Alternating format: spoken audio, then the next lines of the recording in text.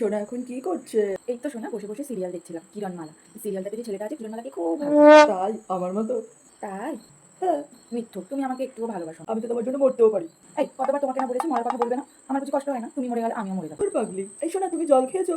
না, জল তো আমি খাইনি, একদম ভুলে গেছি জানো তো শোনা। দেখেছো, আমি জানতাম তুমি ভুলে যাবে। এক্ষুনি যাও, যে জল খাও গে। তুমি আমার কত খেয়াল রাখো।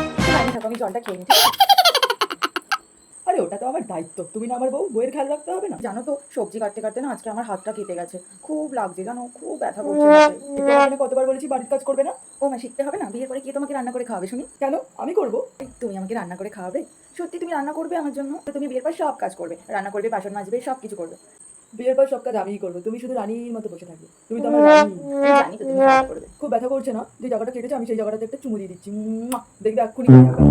এখন সত্যিই কমে গেল ব্যথাটা, সত্যি বলছি। এই তুমি কি করলে গো? তুমি তো পুরো জাদু জানো। এই শোনা শোনা, I love you. I love you too. Hmm.